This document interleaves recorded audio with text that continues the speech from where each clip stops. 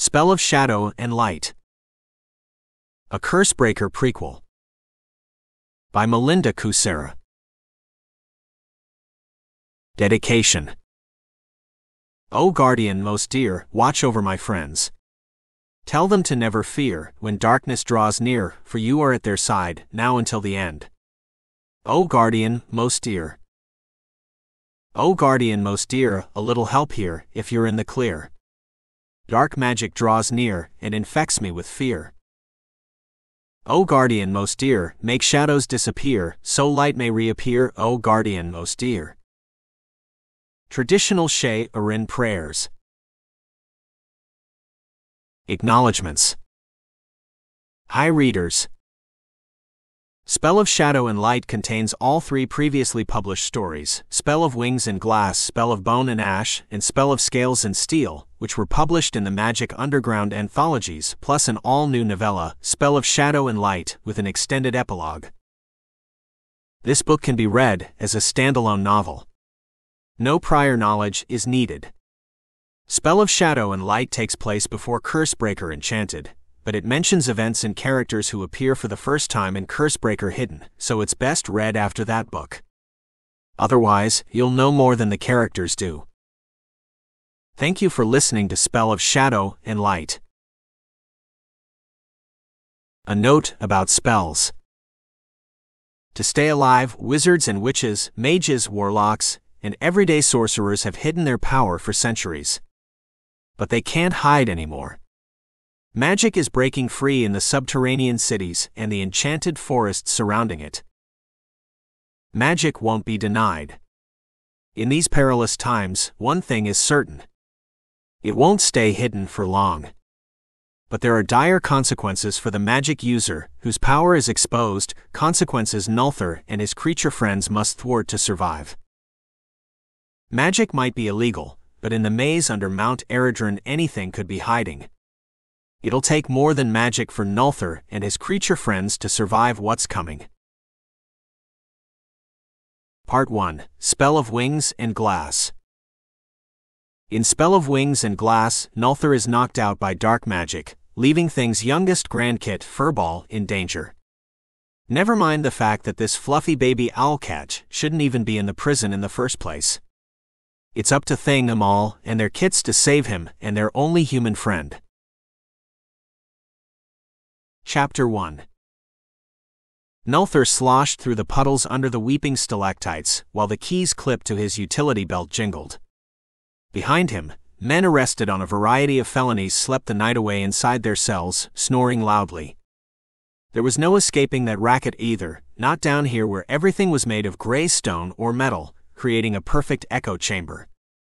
Those snores chased Nulthir through the tunnel, connecting the cell block he'd just checked with the next one on his rounds.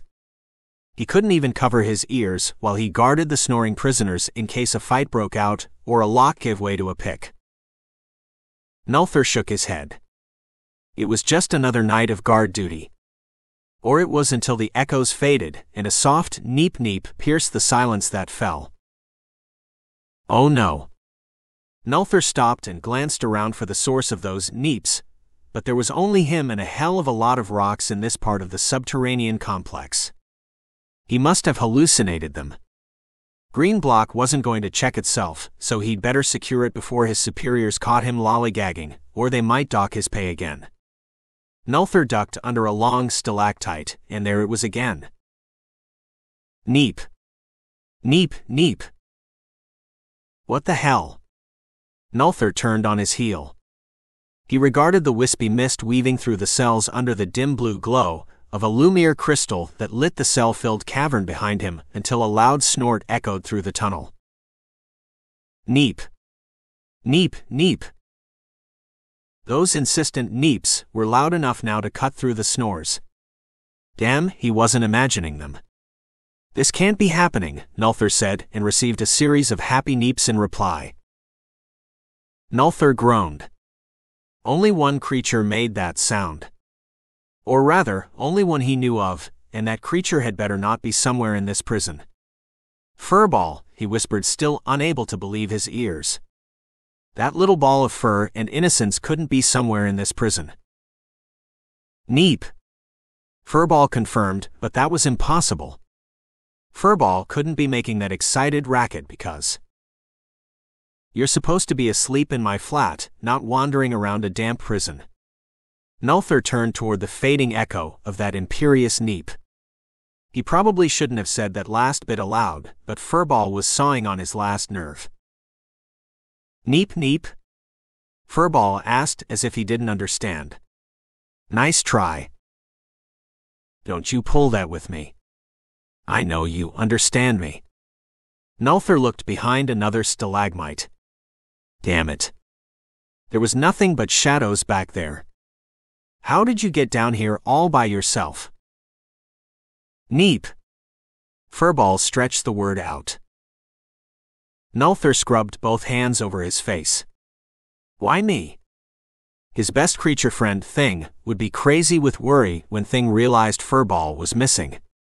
Maybe Thing wouldn't notice until Nulthir could return the little guy to his flat. Please, Fate, you owe me one. Neep. Furball asked in genuine confusion. Never mind, just stay where you are. I'll find you. It was safer that way. Furball was small and easily squashed. The little critter also blended into the shadows because of his dark coloring, which made him hard to spot in the ever-present gloom down here. All right, where are you, you little puffball? Neep. Neep, Furball complained, not liking that puffball comment even though it was an accurate description. But those aggrieved sounds gave Nulthir a direction, right toward the next cave of cells, the one he hadn't checked on his rounds yet or secured. Just great, Furball would show up near the most violent offenders. That was just his luck. Fate had no sense of proportion. Keep talking or neeping so I can find you. Neep. Confirmation. Good, at least Furball was still listening to him. Hopefully, he would continue to do so. After all, Furball was just a baby, thing. OwlCat was probably the most apt description of the creature. Griffins were the closest relatives to Furball and his extended family, but griffins were more eagle and lion, and his little friend was definitely more kitten with a bit of owl and monkey thrown in for fun. His creature friends were also a lot smaller than griffins were purported to be. If Furball and his family had a name for their species, they'd never mentioned it. Nor had Nulthir the time to look it up since he was technically in hiding here, hence the prison guard gig. So, OwlCats they were. Not that it mattered. They were his friends, and their littlest member would be in a heap of trouble if he didn't find that furry kit. Nulthir followed a string of neeps to another shadowy corner. Maybe they were Furball's way of explaining how in the hell he'd gotten down here in the first place, but Nulthir would need a translator to understand that. He squatted and ran his hand through the mist, but there was no furry creature there. Where are you? Neep, neep. Now, it sounded like Furball was across the way on the other side of this dim tunnel. I told you not to move. Neep. Neep. Neep, Furball said, and a sharp rap followed that. The little fella must have stamped his tiny foot to make his point. Okay, fine, you didn't move. My mistake. Nulthir scanned the ground and saw only shadows, but none were moving. He snagged the leather cord hanging around his neck and lifted the dawn rune to the level of his eyes. Its metallic curves were cold against his cheek, but it warmed as the magic stored inside it glowed brighter, enough to reveal more gray walls, puddles, and stalactites, but no fuzzy creatures. Damn it. Furball. Where the hell are you? Nulthir swept the glow of his fist-sized pendant over every inch of the tunnel, especially the puddle he was standing in. He wasn't sure if Furball could swim, or if the tiny thing would even float, nor did he want to find out, not when his best creature friend was the little fella's grandsire. Furball's neeps seemed to come from everywhere now thanks to the stone walls, bouncing those neeps all over this tunnel, so not helpful. Maybe he should ask Furball to jump up and down. Would that help? Furball was only about 6 inches tall and just as wide. Talk to me, Furball. Tell me where you are. Though, that might be asking too much of a creature who could make only one sound. Neep, neep, neep, Furball said. His annoyed neeps seemed to come from below, but there was nothing under the prison. It occupied part of the lowest subterranean level of this mountain stronghold.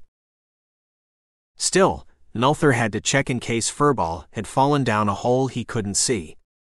That would be just his luck tonight. Nulthir dropped into a crouch and scanned the floor for holes or cracks large enough for Furball to get through, but he didn't see any. He crouch-walked halfway to the next cavern before finding a crack in the stone wall, and there was Furball hopping up and down in excitement. How the hell did you get down here?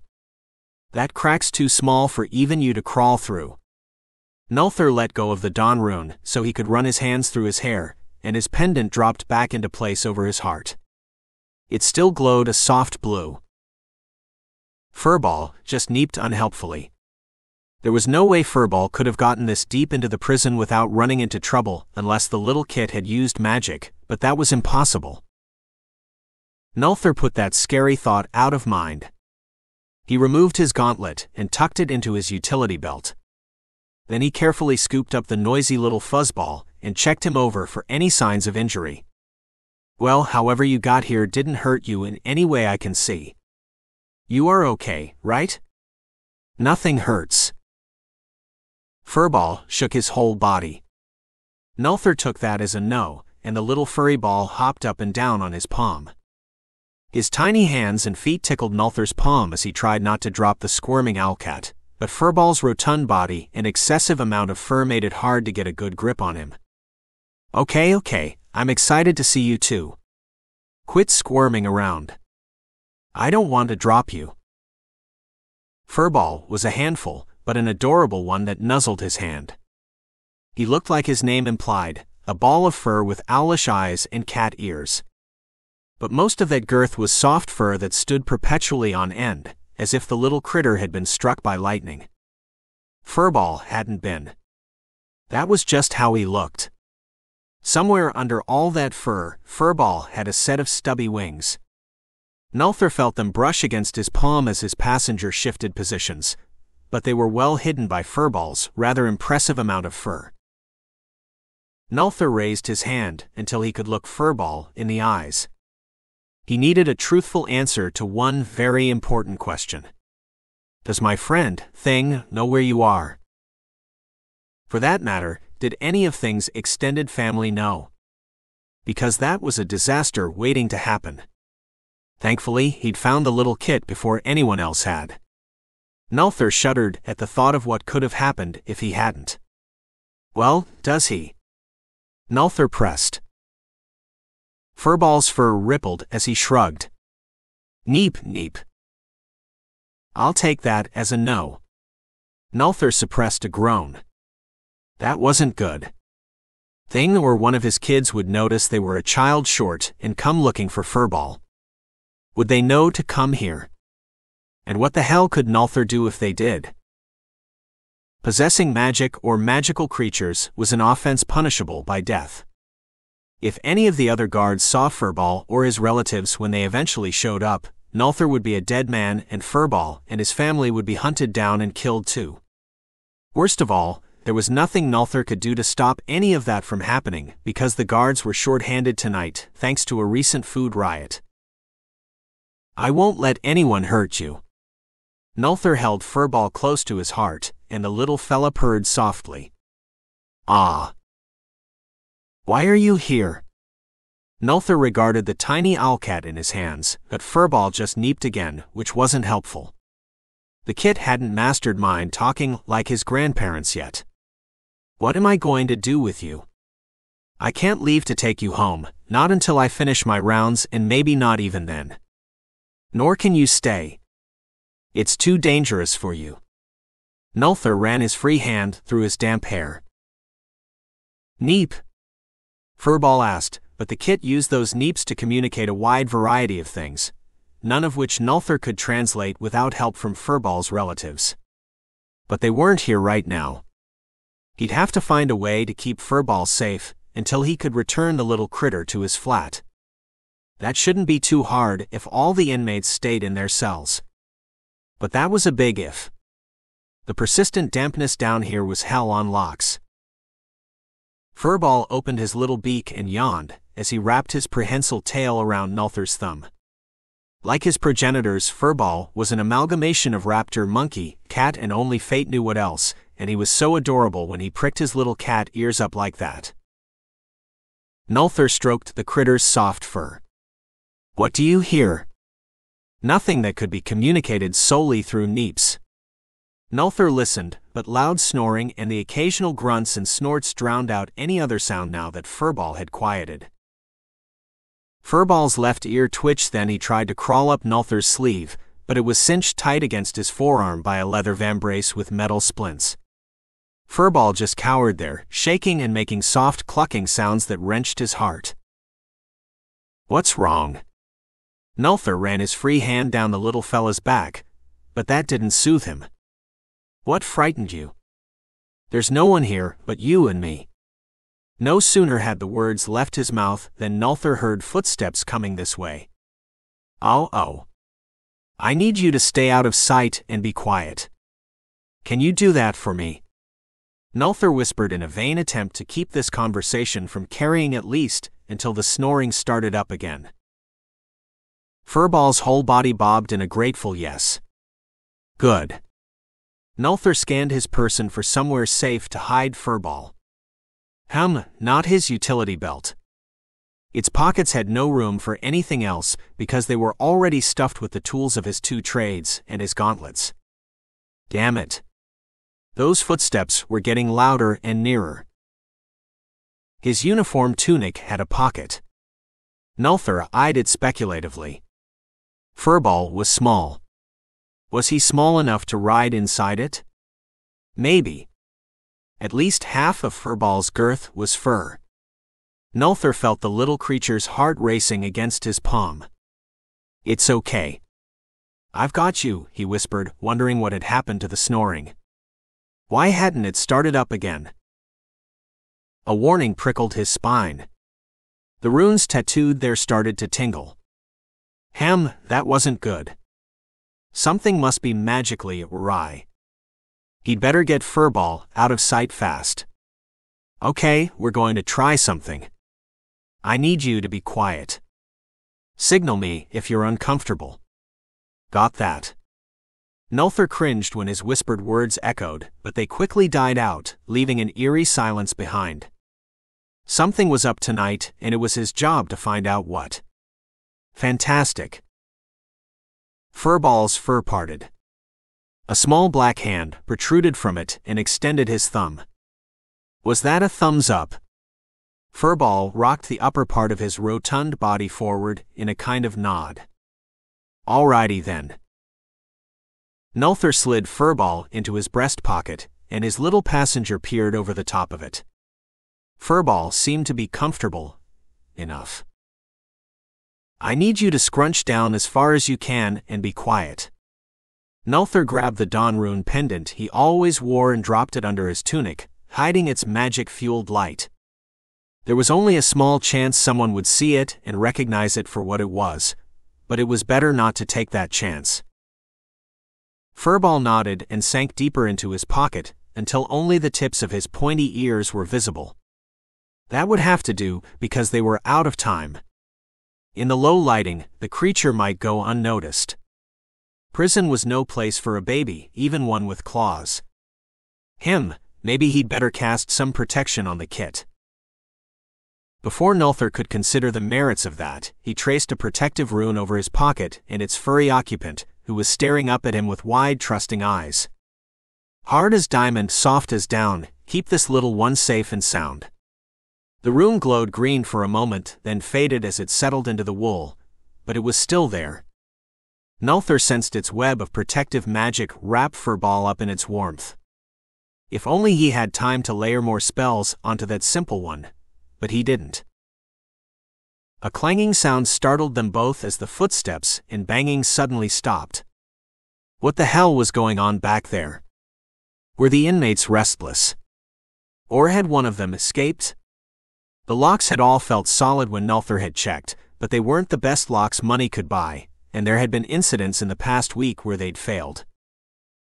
"Stay out of sight, okay?" Nulthir reminded Furball. "I have to check something." Furball gave him another thumbs up, then pointed in alarm at the shadows between them and Green Block just as the green light illuminating that cell-lined cave winked out, dropping the tunnel leading to it into deep shadow. Nulthir turned, but Blue Block went dark a moment later. That's when the screaming began. "Shish." Nulthir rested a hand on his pocket to comfort the quivering Furball and quiet his distressed chirps. Apparently, Furball did make other sounds when he wanted to. Nulthir filed that away for later and widened his eyes in a vain attempt to improve his night sight, but he needed some light to see.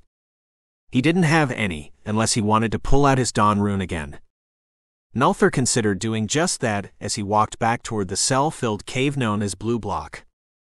But if he brought out the dawn rune again, he'd be visible, and he didn't want to be.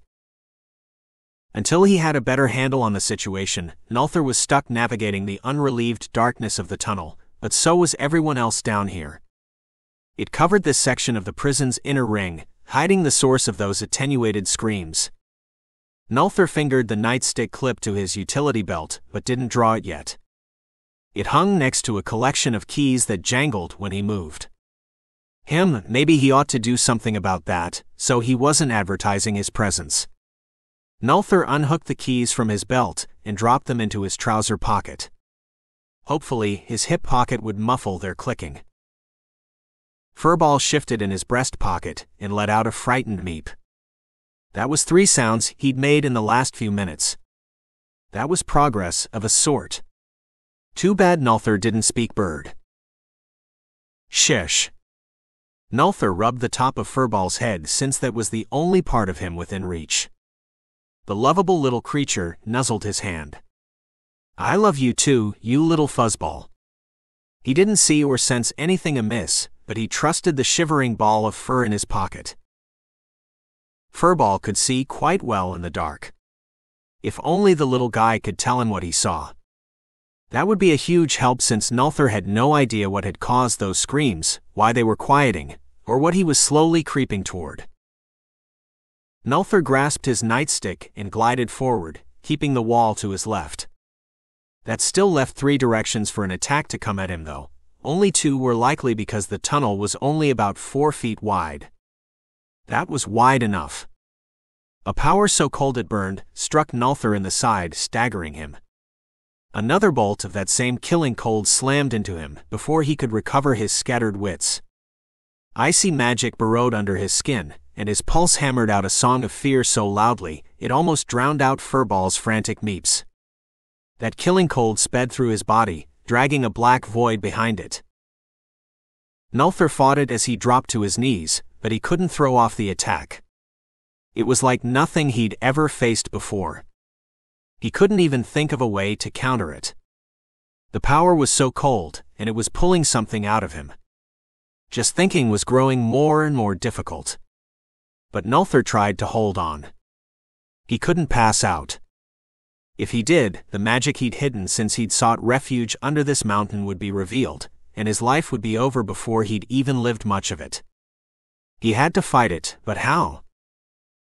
Furball shrieked, hopefully in fear, not pain, as another blast of magic so cold and dark it gave off no light at all struck Nulthir, this time in the back, and he fell forward, shielding Furball with his body. He caught himself before he hit the ground. "It's okay, Furball. I won't let anyone hurt you." Furball didn't reply, not in words, but Nulthir heard something. Maybe the little guy was calling psychically for help. No, that couldn't be right. Nulthir wouldn't be able to hear such a call because he didn't have the mind gift. But could Furball mind call his family? More importantly, should Furball do that? Or would the scared kit just call his family into a trap? Nulthir opened his mouth to warn Furball, but the runes tattooed on his back heated up as they activated. They generated a field that cut some of the force pressing him down into the ground, and the sudden relief from the cold took his breath away. What had Mommy Dearest inscribed back there? A transmutation spell maybe.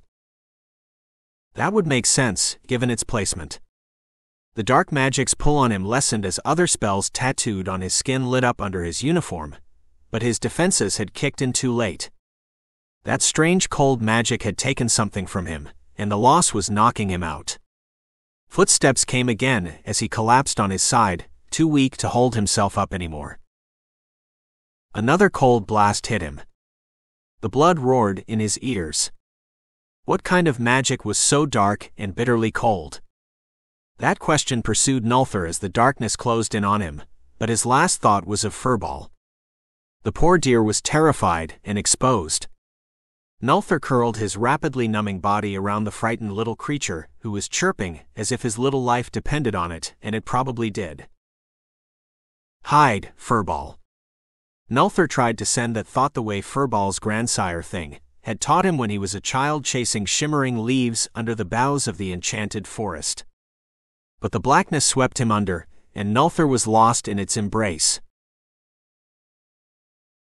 Chapter 2. Help! Screamed Furball, startling Amal out of an afternoon nap. She mantled her wings. Beside her, her mate, Thing, almost fell off the shelf he'd perched on as that shrill call for help repeated in their minds. Calm down, honey, and tell me what's the matter, Amal sent to her terrified grandchild. Furball wasn't hearing anything. He was too busy broadcasting a distress call so loudly, it drowned her out. But he was just a baby who hadn't gotten the knack of listening while sending. Amal made a mental note to work on that after they saved him from whatever had startled the little kit. Did you get anything? Thing flapped his wings hummingbird fast to turn his fall into a doorward swoop without waiting for an answer. He knew she'd follow him, though. They were a team. No, Furball's too worked up to hear anything. Did you get anything? Amal launched herself off the shelf where she'd been napping. Nulthir is in trouble, Thing said mind to mind. You know that for certain? Amal asked aloud in their language of whistles, chirps, and occasional peeps. Language was the music of the mind.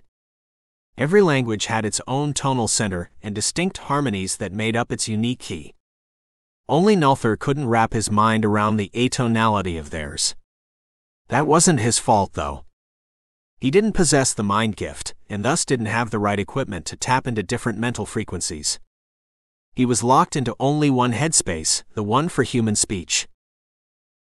Amal wasn't troubled when she stretched out her thoughts to confirm Thing's prognosis, and didn't bump into his mind. She often couldn't make contact, even when she and Nulthir occupied the same room. Amal doubted Thing had made contact, either given the wild look in his owl eyes. He and Nulthir had a close bond, and the silence drove her poor mate crazy with worry. I'm sure he's fine, Amal chirped when she couldn't get through to her mate's frantically reaching mind. Thing wouldn't stop trying to reach Nulthir until he either made contact, or they bumped into him in the flesh. We don't know that. Thing punched the symbol chalked on the wall adjacent to the door with his clawed hand. When it lit up a shimmering green, the door swung open, admitting them to the corridor beyond. They both shot up to the ceiling 40 feet above, putting their aerodynamic bodies well out of sight of any of Nulthir's human neighbors. They didn't know he lived with a menagerie of magical bipeds with wings, and they must stay ignorant of that little detail until the laws changed. Behind her and Thing, Mixie and Yarn, Furball's rather confused parents, shot out of the door followed by Crispin and Thistle. Fair flying, Dale said as he touched the rune to close the door before any more grandchildren ventured out.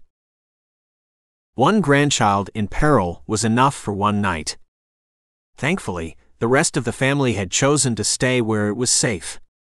Crispin's brother Dale would protect them, nor was he the only one to stay behind. The 6 of them should be enough to pull Nulthir out of whatever jam he'd gotten himself into, unless it was magical, and it might be.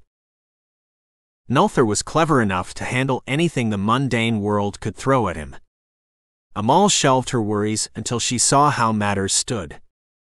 There was no use borrowing trouble when the world was so good at dishing it out. Since she couldn't get a fix on Nulthir, Amal sent her thoughts winging out ahead of her in search of the still frantically mind-calling Furball. "Where are you, my child?" But Furball just screamed mentally for help again as loudly as he could. Amal already knew he was in trouble, just not the location of said trouble. Mount Eredrin was a huge place with many levels rising to its peak, and just as many delved under it. Furball could be anywhere in that vertical sprawl, but not Nulthir. He had a job. "He's with Nulthir," Thing said, reading her mind. "You're certain?" Amal veered around a flying buttress that had been carved to look like a beaming angel, as Furball mind called again. This time she caught a glimpse through Furball's eyes of a figure sprawled on the ground. That must be Nulthir. What could have possibly happened to him? He was a strong young man and quite magical in his own way. "You saw?" "Yes, where is Nulthir now?" "On his rounds." Amal veered left to fly around a grinning gargoyle and pumped her wings to fly even higher, so she could hug the glowing mosaic that covered the ceiling. The makers of this place, the Lithirians, an ancient race of stone mages, had strange notions about decor. Pedestrians sometimes looked up at the artwork, but birds were a common sight since the outer ring of every level above ground was an open arcade leading to a wraparound balcony that encircled the mountain. All kinds of birds skipped the whole flying south for winter bit and nested on the flying buttresses that held the ceiling aloft. But none of them were birds of prey.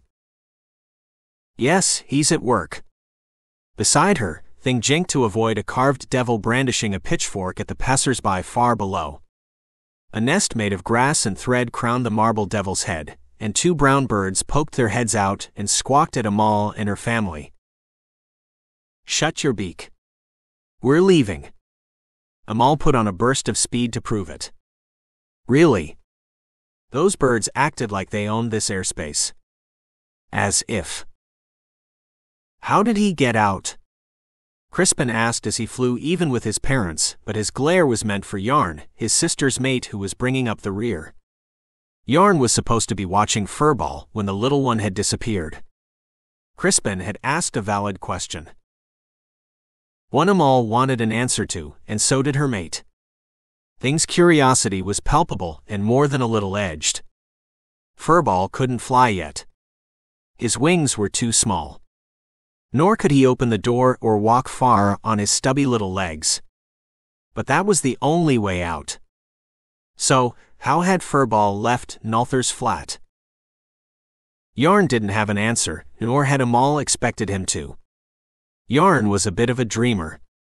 His attention had probably wandered, and that's when Furball had somehow left. "Did anyone see him leave?" Amal asked, not expecting an answer. "No, I sent a message to Dale, and he says the same thing. No one saw Furball leave. No one even knew he was missing until he called for help." Crispin dropped back to fly even with his very pregnant mate. Hopefully, he'd convince her to turn back. Thistle didn't need this kind of stress this close to her due date.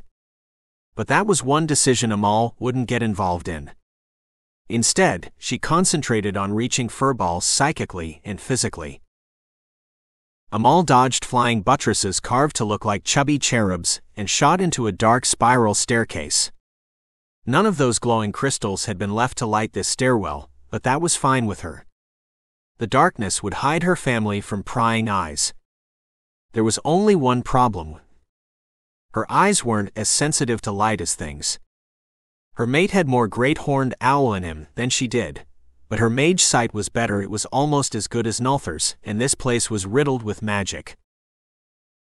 The Lithirians had wrapped every square inch of the city they'd carved inside the cone of Mount Eredrin in layer upon layer of spells for strength, stability, and a host of other things, some of which Amal couldn't read as she spiraled down the stairwell at top speed. Since there were no obstacles here, she made great time hugging the central pillar the staircase wound around. When Amal reached the lowest level, she banked hard to the right through a portal that dumped her into a rough tunnel and arrowed straight for Furball's frantic mental cries for help. Behind her, things struggled to keep up. He was the silent flyer, and she was the fast one, capable of speeds only a peregrine falcon could match due to her sleeker body and long, pointed wings and tail. She kept her arms and legs tucked in tight against her belly to further reduce the drag. Behind her struggling and fuming mate flew Crispin and Thistle, followed by the less aerodynamic Mixie and her mate, Yarn. The four of them flew in a V formation as fast as they could, but they were soft from living here where food was bought rather than hunted. Unlike her and Thing, they hadn't grown up in the wild, hunted for no other reason than they were magical, and that made them weak. They might not be up to the task at hand. Thing sensed something, probably a request to slow down, but Amal ignored it. As if she'd ever give up her advantage. Speed was her friend. She'd never met a creature who could outfly her. "We're coming," Mixie broadcast in a vain attempt to calm her baby, but her mind touch wasn't enough. Furball needed a hug, and to go back to Nulthir's flat to play in safety with the other kits. "Did you know he went out?" Amal sent to her daughter. "No, I thought he was napping," Mixie replied in frustration. Yarn had earned her ire. "I didn't either." Amal had spent a long night easing Thistle. Her son's mate had a difficult pregnancy thus far, but Thistle was determined to help Furball despite that. They were all worried about Nulthir too. Whatever trouble he was in, it had to be bad if he couldn't handle it himself. "Can we handle it?" Amal wondered as the prison's wrought iron doors loomed before them. They opened to admit a covered cart as she slowed to let the others catch up.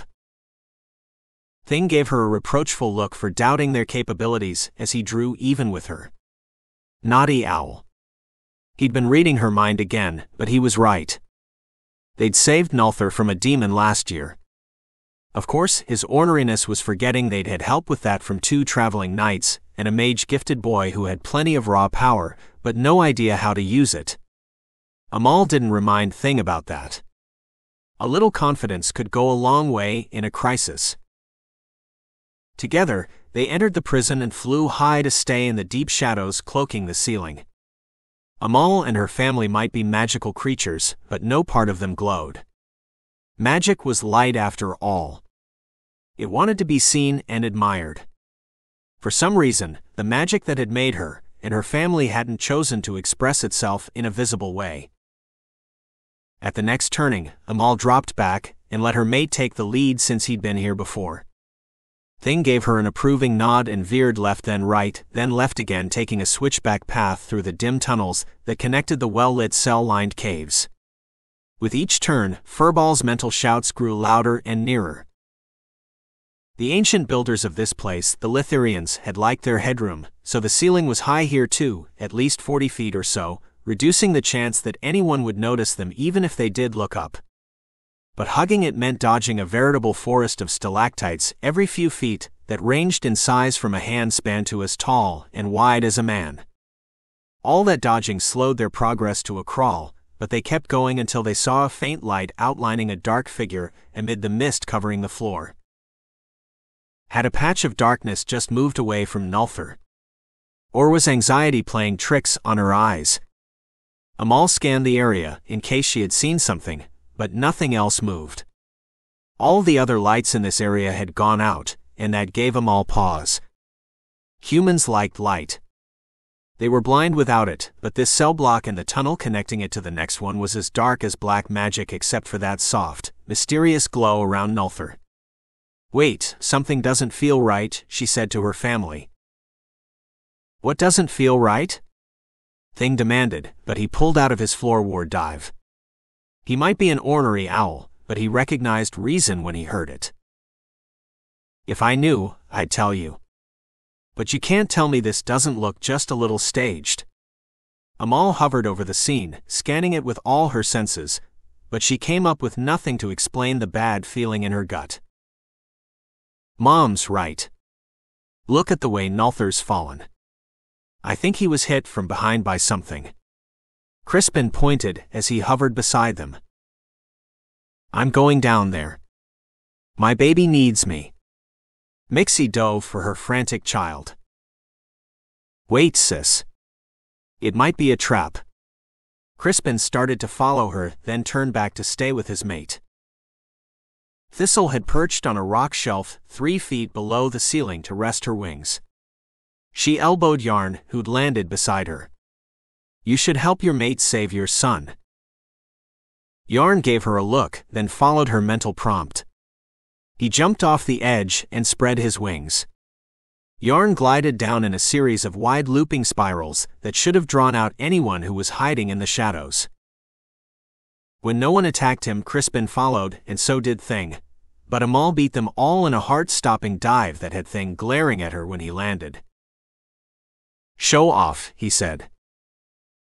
Amal might have fluffed her feathers out and preened just a little. Then she was all business again. After all, she was the matriarch of their clan of OwlCats, and that came with certain responsibilities. Amal approached Nulthir carefully, every sense afire for trouble, as she scanned the ground for clues that wouldn't have been visible from above. The only illumination close to hand was Nulthir's pendant, the Dawn Rune, which was unhelpfully tucked inside his tunic to hide its soft bluish glow. He lay on his side, curled protectively around the frightened furball, who was bouncing up and down in the space his body enclosed. Nulthir was a good man, and that just made saving him that much more important. Thank the Creator, he was still breathing. Nulthir was too young to die. He was only in his early 20s. While Amal worked to remove his pendant from under his clothes, Mixie climbed carefully up Nulthir's back until she could reach down and scoop up her now cooing baby. Mixie only tore his tunic a little, exposing the runes tattooed on his back. They glowed a dark blue, which explained the dim glow around Nulthir. But that was the least of his problems. "Take him home. Yarn, go with her. The 4 of us will help Nulthir." Amal pulled the Dawn Rune out of his tunic and shed some much-needed light on their surroundings. Thing gave her a reproachful look for ruining his night's sight and removing his advantage, but not all of them could see as well in the infrared as he could. He gave Mixie a gentle shove after he patted a yawning furball on the head. "Do what your mother says." Mixie nodded and took off after she tucked furball into her belly pouch. It was a clever fabric contraption with straps that Mixie could step into and pull up with her dexterous hands, and it made carrying little ones easier. Without it, furball would have had to cling to her back, and that was just asking for trouble. The youngster had a short attention span. Hopefully, he'd grow out of that when he fledged. The pouch was one of the many improvements to their life that had come with befriending a lonely human boy. Thing hovered by Nulthir's head, unsure of how to help his oldest and best friend. He touched 2 fingers to their friend's carotid, but didn't like what he felt. Nulthir was pale and breathing shallowly, not a good sign in any creature, especially a warlock. His magic, Thing shook his head, unable to put into words what he was sensing. Had he been human, he'd have wrung his hands. "It's changed. Look." Amal pointed to the rune on his forearm. The inked curves bulged like swollen veins. She pushed his sleeve up higher and noted all his tattoos were engorged like that and glowing a strange blue ringed with black. "They're cold too. I thought human magic was warm." Crispin regarded them curiously. He had her amber eyes. They were a raptor's eyes, but his face was more feline than hawk or owlish. Amal shook her head. "The ones he's worked with before were, but that doesn't mean all human magic is." Still, his condition was strange. Nulthir didn't have a strong magical gift, meaning he didn't carry a lot of magic around inside him because he lived in a country where just about everything was enchanted. Since magic ran through almost everything, Nulthir could tap into it and channel it into runes. They were the basic building blocks of spells, and Nulthir knew quite a few runes thanks to his upbringing deep in the hinterlands of Shayari, where the old ways still held sway. But he hadn't cast any runes except the one on his breast pocket, and it was fading. That must be where he'd tucked furball to keep the little one out of danger, and it had worked. Amal checked again in case her first inspection had missed other runes. Spells and the runes that generated them tended to dissolve rather quickly when spent, but she would still see some sign of it if Nulthir had cast another rune, and the few magically enhanced items he always carried were untouched, which meant he hadn't used them either. What could cause his markings to do that? Amal looked to Thing for an answer. He and Nulthir had grown up together, but Thing just ran his hands through his feathered crest. That was an answer of sorts, just not the one Amal had been hoping for. I don't know. He's gone dark in here. Thing pounded his chest with a closed fist. He'd switched to mind speech again in his agitation. It was effortless for him. But Amal liked speaking aloud. She liked shaping those sounds and the feeling of them leaving her beak. Their language practically begged for it. How is that possible? She didn't doubt her mate, but Amal switched on her mage sight, and it was just as Thing had reported. The spark that dwelled in everyone wasn't sure and bright, as it had been only a few hours ago. It was dim and guttering. What could do that? Prolonged magic use wouldn't even cause that, not in a channel who could draw more magic, but Nulthir hadn't cast more than a minor protection spell. Even if he'd linked it to his personal store of energy, that spell shouldn't have drained his spark. So, what had? It's not gone. It's suppressed. No, that's not the right word. Amal butted her head against Nulthir's and carved off a chunk of her spark to give to him. That should help. The loss weakened her a little, but his breathing eased. Nulthir still didn't look good. Thing was so distraught over it, he was making distressed sounds instead of coming up with a plan to get Nulthir out of here before someone saw his tattoos and recognized him for what he was, a warlock whose very existence was illegal. His continued survival hinged on secrecy and hiding. Then it was up to her to arrange that. Amal ransacked Nulthir's utility belt and inventoried the magic-imbued items. Most were single-use items, but he must have something she could use. Nulthir was a resourceful young man. Amal was so intent on her search, she didn't hear or sense anything until Thistle Whistle clicked a warning that came too late. Amal spun around and stared at the approaching woman. She knew his secret now. Nulthir was a dead man if this woman told anyone. Amal extended her claws as she approached the woman who must die, so Nulthir could live.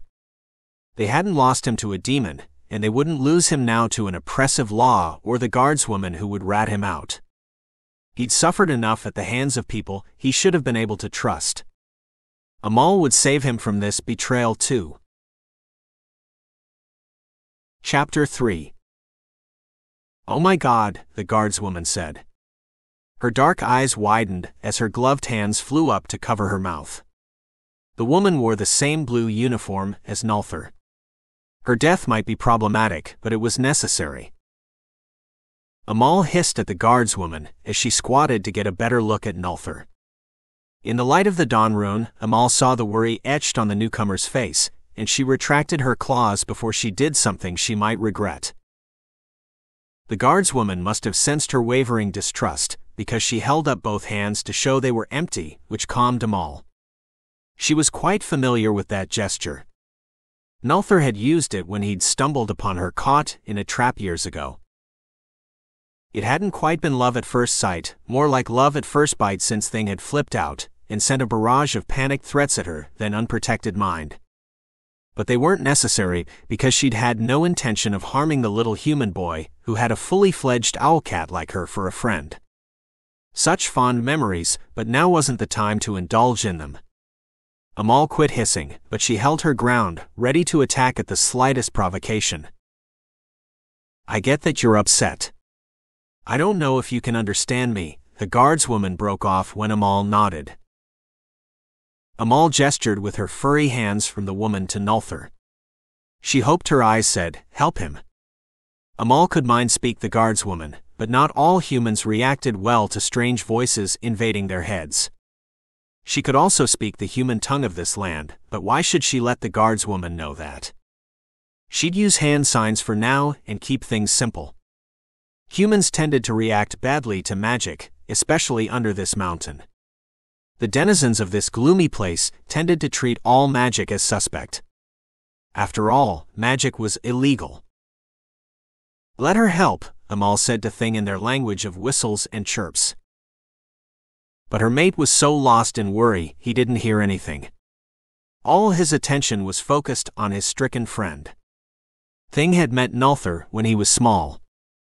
Something had happened to her mate's mother, leaving him orphaned and alone in the enchanted forest with no way to feed himself until a young Nulthir had stumbled upon him. They'd become fast friends, and Thing had gained a warm place to sleep, plenty to eat, and a lifelong companion. Amal laid a hand on her mate's back, then another, gently pulling him away from Nulthir. "She wants to help," Amal said when Thing saw the guardswoman, and her presence raised his hackles. Amal understood his distrust. It hadn't been that many months ago that Nulthir had been the unwitting pawn in a game of spells. His own people had tried to use him in ways that still gave her nightmares. "Let her help," Amal said to her mate. Thing glared at the interloper. The guardswoman had raised both hands above her head again to emphasize their emptiness and her peaceful intentions, but Thing was having none of it. He no longer trusted humans with the care of his friend, and Amal didn't blame him. Nulthir's family had tried to sacrifice him to a demon, after all. Amal still wasn't sure what his parents' endgame was, or if they'd even had one beyond increasing their power. "Look, I mean him no harm. We're sort of friends since we both work the swing shift. We prison guards have to watch each other's backs." The woman smiled nervously. Her skin was very dark and healthier looking than Nulthir's pallor. Amal gestured to Nulthir again. She believed the nervous guardswoman. She and Nulthir were both in their early 20s. "You understand me, don't you?" the guardswoman asked. Amal nodded. Should she try mind speech? Thing folded his furry arms in a very human gesture of impatience, but he stayed silent. With his wings swept back like some great feathered cloak, Thing looked rather imposing even though he was only about 2 feet tall. He was full of righteous fury. The guardswoman sat back on her heels and shook her head. "He needs a healer. I'll send for one and get some extra hands to carry a stretcher. He's too heavy for me to lift on my own." The guardswoman gave Amal an apologetic look. "No healers," Thing broadcasted to everyone's mind, startling the guardswoman. "So, you can speak." Her black brows vanished into the braids wrapped around her head. A neat column of ties held them out of the way. "Yes, we can," Amal said when Thing just glared at the woman. He raised one tufted brow in a challenge. Thing needed to calm down. He could be unreasonable when it came to Nulthir's safety. But normally, that wasn't an issue. Nulthir was a capable human who didn't get into much trouble, which made this doubly perplexing. Amal wouldn't get any answers until he woke up or Furball calmed down enough to mind talk. "What are you called?" the guardswoman asked. "No healers," Thing repeated, both aloud and mentally to ensure he got his point across. Because a healer might have more than a spark of magic himself, and he might be tempted to tell someone Nulthir did too, especially if that would save his own skin. The Seekers of Truth had informants everywhere, and that militant order of magic haters wouldn't care how benign Nulthir's gift was, or that she and her family were too. They would hunt them all down and destroy them because of one stupid, short-sighted law that condemned all magikers and magical creatures to death. Amal wouldn't let that happen. No one was dying on her watch. "No healers," Amal confirmed in a less confrontational tone and hoped that put an end to the matter. The guardswoman raised her hands in surrender. "Okay, fine, no healers. But I still want to know your names." "Why?" "I need to know what to call you, so I can give you the all clear. In a few minutes, this place will be crawling with guards. I doubt you want to be seen." Amal shook her head. She would have hidden from this guardswoman if her distress hadn't deafened her to the woman's approach. Just thinking about that raised her hackles. Amal sized the guardswoman up and decided her name was a small price to pay. This human had no magic anyway, so there was no danger in telling her. The guardswoman couldn't do anything with that information. Amal touched her chest. "I'm Amal," she said, then she nodded to her mate. "He's Thing." Nulthir hadn't been a very creative child. When he'd found Thing in the forest, he hadn't known what to call him. So he'd referred to him as Thing, which had worked fine until Amal had shown up, but he was too ornery to change his moniker to a proper name. "Nice to meet you. I'm Arain, and I'm going to fetch help, so you'd better make yourselves scarce. But do stay out of the cells. Whatever struck your friend down, struck some of the inmates too. Best not to get too close to them until we figure out what's going on. I'll fetch a healer to look at them." "No healers." Thing clicked his claws loudly on the stone floor, startling Arain. The guardswoman raised both her hands, palm out, for the fourth time to calm him. "I gathered that. I'll find some way to keep the healer away from him." Arain gestured to Nulthir. He still didn't show any signs of returning consciousness. That wasn't a good sign. "Go, we'll watch and wait." Amal pointed to the ceiling, which had plenty of things protruding from it to perch on. Even if someone looked up, they'd just see shapes in the shadows up there. Crispin and Thistle waddled out of the shadowy alcove, formed by two stalagmites, after Arain dashed away to summon help. "What now?" "We can't let that healer see Nulthir," Crispin sent telepathically so Arain wouldn't hear. Her footsteps echoed ominously behind her. Thing looked at the three of them, then at Nulthir, and ground his beak in frustration. They didn't have many options, and time was waning. Nor could they trust that guardswoman to keep her word. After all, she was a stranger to them. "Can we wake him?" Thistle extended a hand to do just that, but Thing knocked it aside. "We must hide him." Thing didn't suggest a way to do that. He scanned the tunnel, and its walls all the way up to the ceiling 40 feet overhead. Up there was the obvious answer, but Nulthir was a full-grown man who outweighed them by at least 150 pounds at the minimum. "We can't carry him. We have to wake him." Crispin stepped forward until he was beak to beak with his father. Amal gripped both their shoulders and pushed them apart. Now wasn't the time for an argument. "He's right, and we're wasting time." Amal gave her mate the look. His ruffled feathers weren't important, not when Nulthir's life was in danger.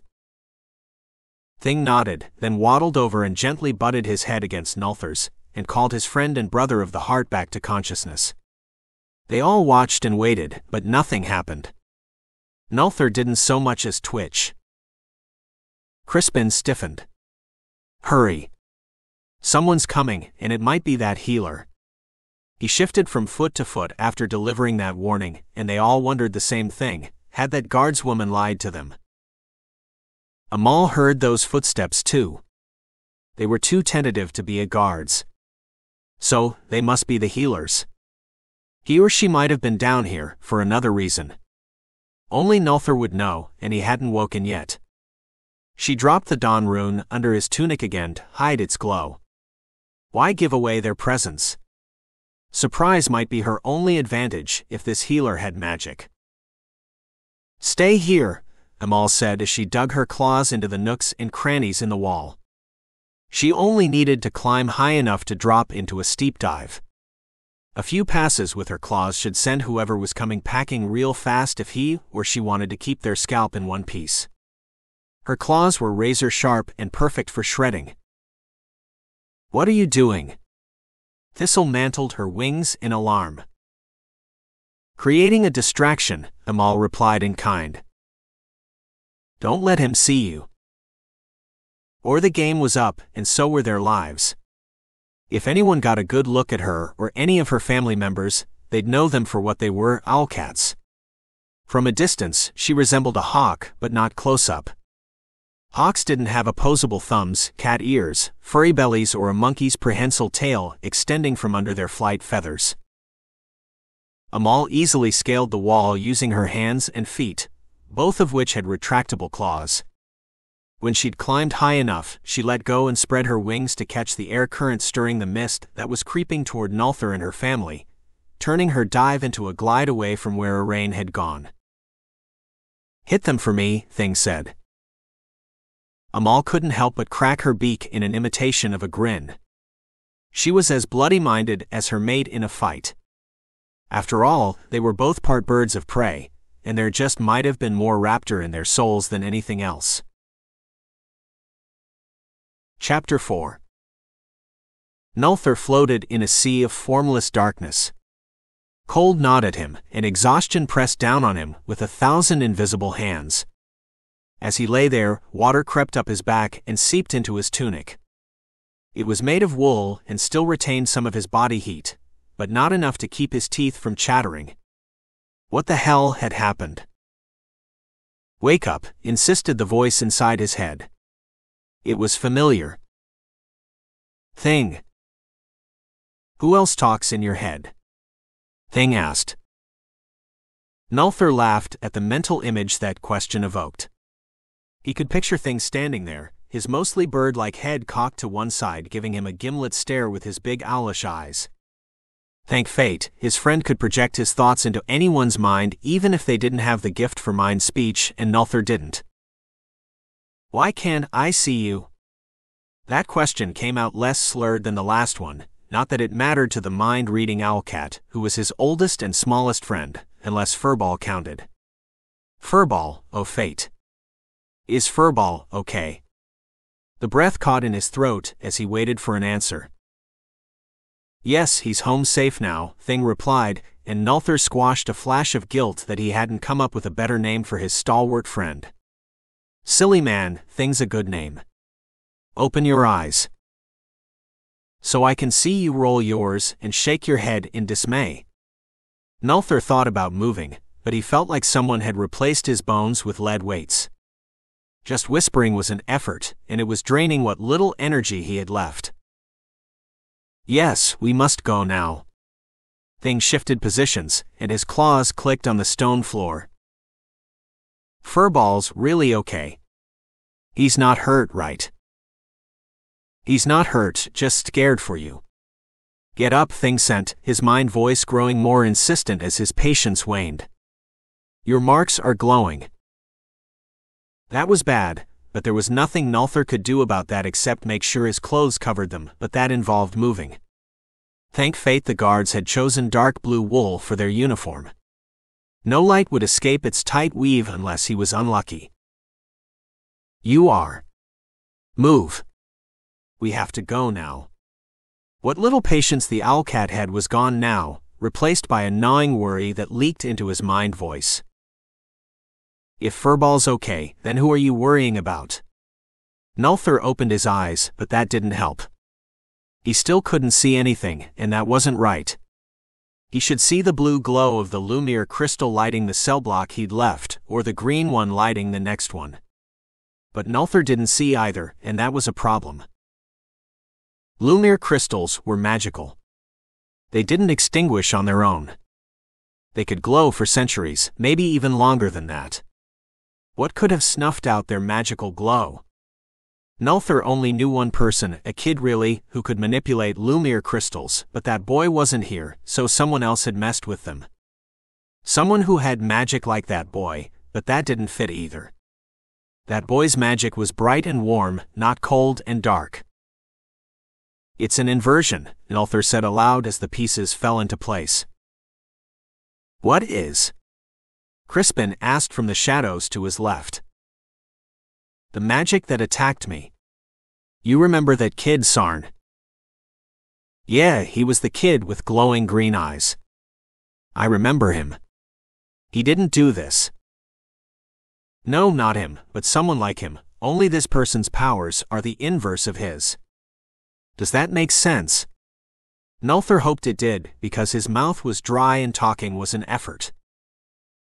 "It does," Thistle said from somewhere nearby. Nulthir couldn't see her, and her presence begged a very important question. How did you find me? Furball called us. Told us you were in trouble, Thing sent, but his mind was on other matters, which explained his curt responses. Must go now. No more talking. Where's Amal? Nulthir tried to push himself up, but he was shaking too hard and still lying on his side. Something was wrong. Amal and Thing were a team. She wouldn't have stayed behind unless someone was bleeding. Are you sure Furball is okay? Because that was the only scenario that could explain Amal's absence. Thistle patted his hand. He is, but we need to get you out of here. Can you move at all? Before Nulthir could say anything, someone screamed and a hawk screeched, Amal. She must be in danger. Nulthir cursed the prison's administration for not purchasing enough of those damned luminous crystals to properly light the damned prison. Then it wouldn't matter if 2 had gone out. But they hadn't, so this tunnel was blacker than a devil's soul. Amal, where is she? Nulthir rolled onto his back and lay there cold and spent. What the hell happened to me? He remembered that cold magic striking him down, but other than it somehow being the opposite of Sarn's magic, that was all he knew about it. His tattoos should have done more to protect him. Why hadn't they? That's what we want to know, Crispin said. Amal let loose another ear-piercing war cry. Nulthir winced. Her shriek was an ice pick digging into his heart and twisting him up with worry for Thing's brave mate. His friend hopped up and down and hooted like the owl he partially resembled. Thing was torn between helping his mate and getting his friend to safety. No one should have to choose like that. Go, help her. Nulthir managed to raise his hand enough to wave in Amal's general direction. Thing caught his hand in a powerful grip that belied his small size, about that of a 20-pound baby, and pulled. No, I'll help you first. That's what she wants, but it wasn't what he wanted. Neither would he cross her, though. Thing was smart enough to know better than to disobey his mate. After all, Amal was part hawk, and not even her mate would get between her and her prey. There's nowhere to hide, Nulthir said as he attempted to sit up and flopped back down. He was too weak. You can't carry me, and I can't even crawl. Nulthir outweighed Thing by at least 150 pounds. But he couldn't rise without help. Up there's plenty of places to hide, Crispin said, and it took Nulthir a moment to figure out what the OwlCat was talking about. There's a ledge up there. It's close to the ceiling, but there's enough space for you to lie down.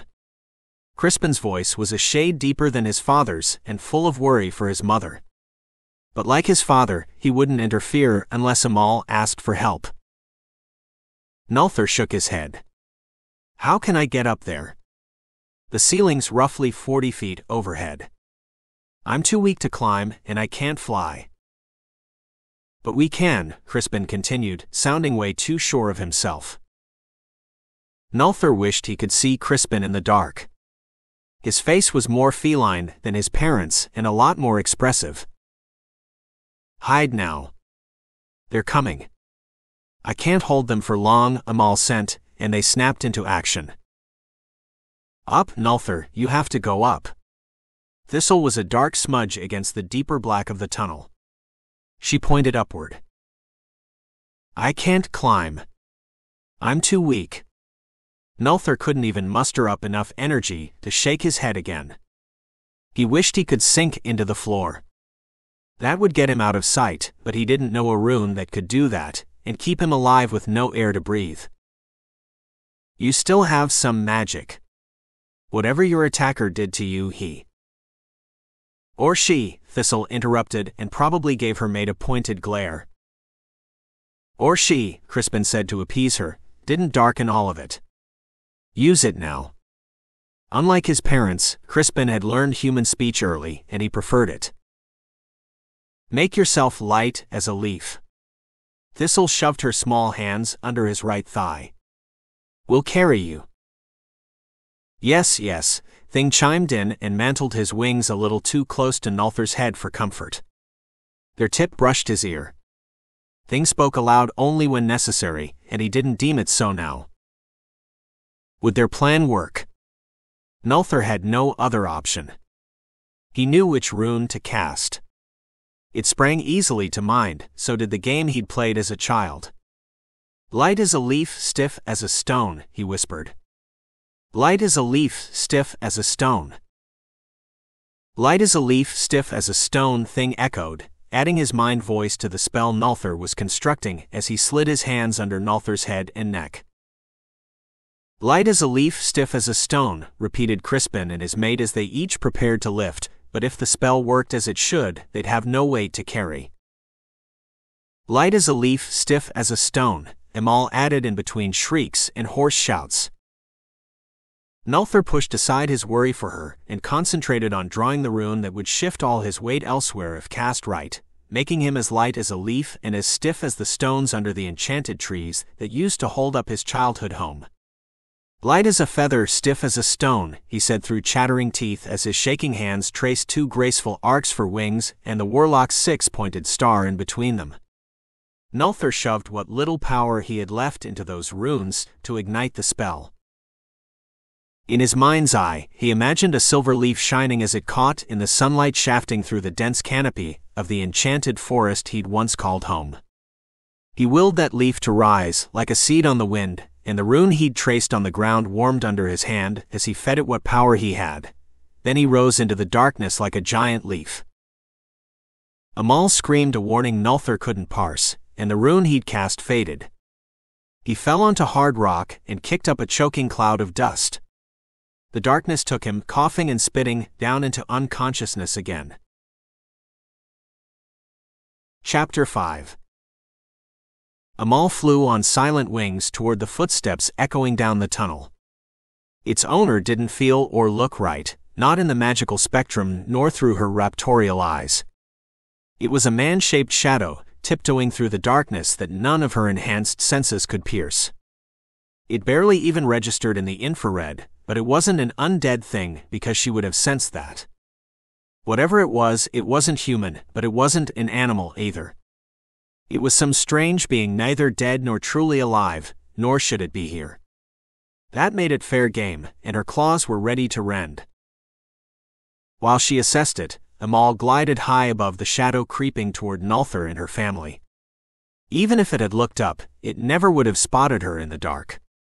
She hovered over it for a moment longer, then dropped like a stone, talons extended until a blue light kindled in the darkness and reached hungry tendrils for her. She screamed and pumped her wings as she tried to pull out of a dive. But it was too little, too late. Amal struck the creature's arm, and her talons cut through cloth to the flesh underneath before her prey knocked her aside and sent her careening into the wall. Amal retracted her claws and extended her leathery hands and feet so they'd strike the wall instead of her wings. She hit hard and bounced off, but she was part cat with a flexible spine allowing her to twist midair to get her hands and feet under her. Amal landed on the ground on all fours and froze, her beak opening in an imitation of a smile as her prey turned in a slow circle, using the blue glow of the thing in its hand to look for her. So it couldn't see her, but she could see it. Very interesting. Amal fought the urge to attack it now when its unprotected back was turned. But the more she learned about her opponent, the better. She moved behind a stalagmite and waited for it to turn around again. Come on, show me your face. When it did, Amal turned her mage sight on it, but the object in its hand didn't register as magical. She turned off her mage sight and looked at it again. The object was a cold spot against the creature holding it, which itself barely registered in the infrared. Her attacker passed her hiding spot as it resumed heading toward the echoes of a quiet conversation ahead. Nulthir must be awake. Thing sent something, probably a request for information. Well, he could wait for that. She didn't interrupt his hunts. Amal dug her claws into the stalagmite as she scaled it. She needed a little height, a man length would be perfect. This creature wasn't all that tall, maybe average height for a human in this country, but it walked bent over as if weighed down by the object it carried. If she struck him just right, she could knock him over, and maybe knock that strange object out of his hands. When she was high enough, she pushed off and spread her wings. But she must have made some noise because her quarry turned, and a bolt of dark power clipped her wing, knocking her off course. She screeched in pain as she plummeted, and raked her claws down her attacker's shoulder and chest, ripping cloth and skin alike. He screamed and doubled over in pain, but held on to the object that bolt had emanated from. At least she assumed it was a hymn from the raspy voice. But it could have been a strong woman under all that gray cloth, too. Amal tried to control her fall, but her left wing was so cold, and that stinging cold was traveling through muscle and sinew, heading straight for the bright flame in her heart. It darkened her feathers to black. Her power was protected by the claw and star sigil Nulthir had inscribed with sacred oil back when he was learning his craft, and that sigil on her breast flared up, shining golden against her mottled brown and cream fur, stopping that foul magic's progress. Amal sent a silent thank you to Nulthir for it, and flapped hard to pull out of her fall. If she could get enough altitude, she could get in 1 or 2 more strikes while this mysterious stranger was still reeling from the pain. Nothing else mattered except getting that object away from him, but her left wing wouldn't work properly. A curious numbness was creeping through it. With only one wing operable, she managed to intercept a stalagmite. Thank the Creator, there were a bunch of them in this tunnel lined up like stone soldiers. Amal, Thing shouted as Amal extended her legs and dug her claws into the side of the stalagmite to arrest her fall. I'm busy. Get Nulthir out of here. We'll talk later. Amal sent an image of the gray-garbed fool and the blue glowing object cradled in his arms. Had it grown? The object looked larger now than before. Maybe that was due to her vantage point. She was looking at it from an angle now. Or maybe it was glowing as he used it. The object had odd protrusions radiating off it, like a star. It dimmed, then spat out another dark bolt that was nearly invisible in the darkness, except as a cold spot hurtling toward her. Amal jumped, tucked and tumbled. That dark bolt just missed her by a feather. Only her feline quickness and natural grace had saved her. But she was falling toward the wall. Amal cracked her beak in a smile as her claws caught on a fold of gray rock. She pushed her finger claws into another hole in the wall, and her toe claws scratched the stone, flaking off bits of it. That explained the strengthening spell the ancient builders of this place had left on this wall. Another cold spot popped up in her infrared vision, and it was rushing toward her. Amal climbed like her life depended on it as Thing once again reached out. This time, her mate tried to peer out of her eyes. Amal swatted his mind away. Really, he could be so overprotective at times.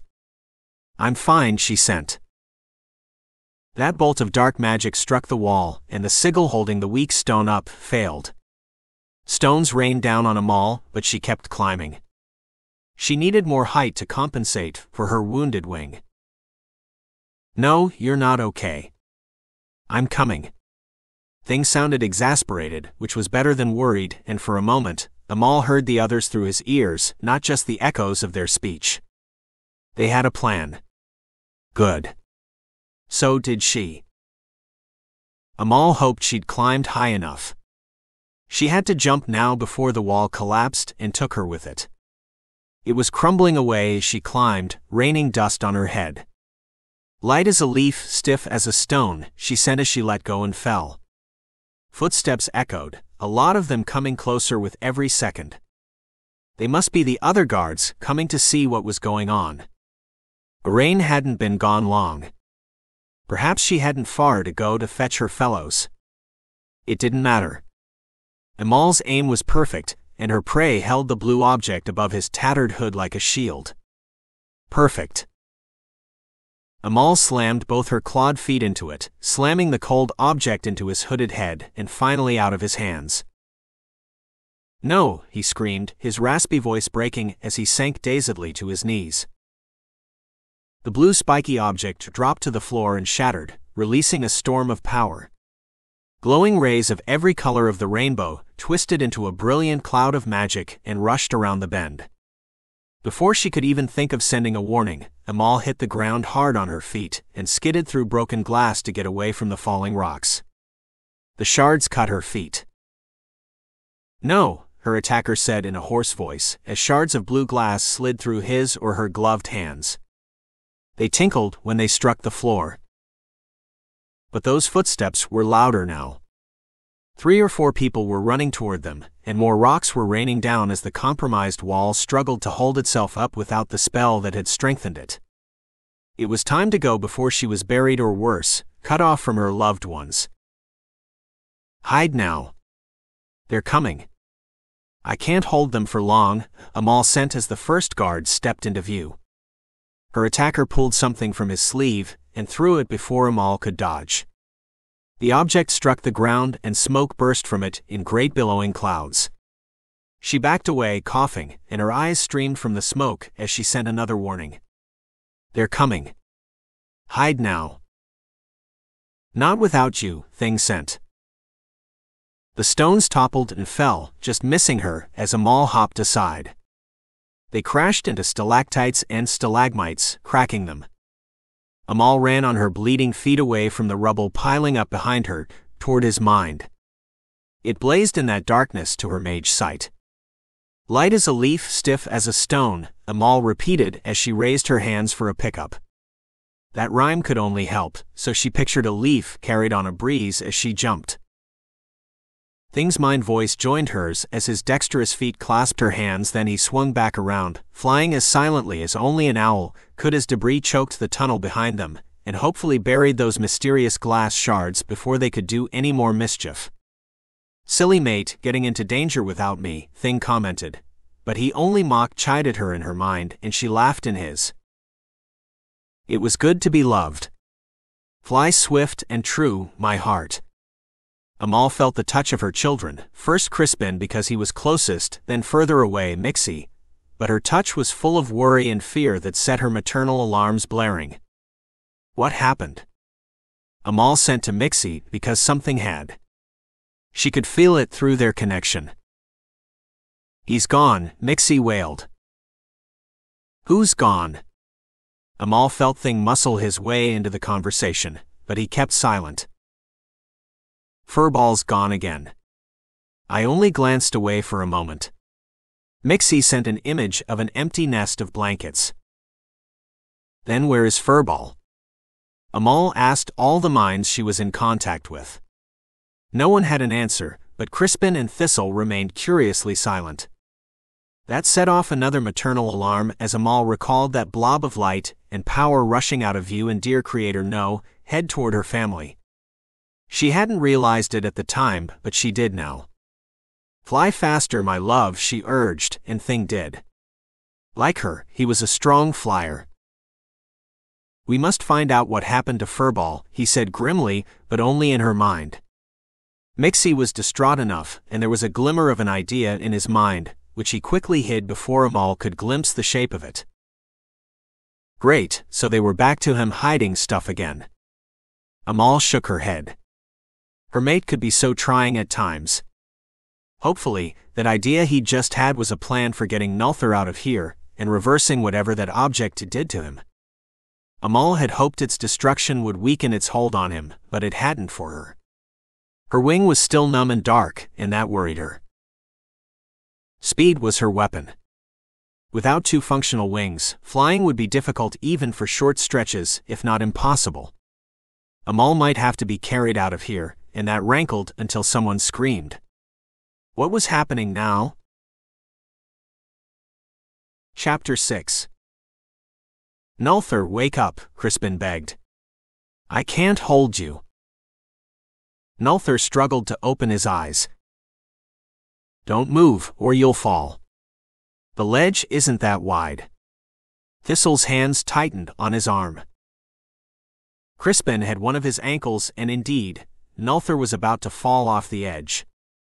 He shifted away from the long drop into impenetrable darkness to his right. The glow of his dawn rune, which had fallen out of his tunic, barely even made a dent in it. Thanks for trying to catch me, Nulthir said. You're welcome. Crispin ducked his head. That's what family is for. They both knew that hadn't been the case in Nulthir's human family, at least not all the time. But his family was a clan of witches and warlocks, so deceit and betrayal were par for the course. Still, Crispin looked away at that accidental reference to the reason Nulthir was lying here on a dusty stone slab barely wider than his torso. What happened? Everything sort of went black for a moment. Nulthir looked at the two OwlCats, then realized who was missing. Where's Thing in 'em all? I heard her scream. Is she all right? Crispin and Thistle shifted uncomfortably at the question until Crispin finally answered, You know Mom. She gets caught up in the thrill of the hunt. He shrugged, as if to say what can you do? Now Nulthir wasn't in any danger of falling. Thistle glided over to stand by her mate. Father went to fetch her. They should be back any moment now. They both glanced toward the cave known as Blue Block. It was dark still but not silent. Echoes of something breaking were followed by a shout and the rapid staccato clomping of steel-toed boots on stone. Someone's coming, Nulthir said, but Crispin and Thistle just nodded. Mom warned about that right before Dad took off. No, something else is coming. Look. Thistle pointed, and Nulthir craned his neck to see. Around them, the tunnel brightened. What is that? Crispin leaned over the edge to get a better look.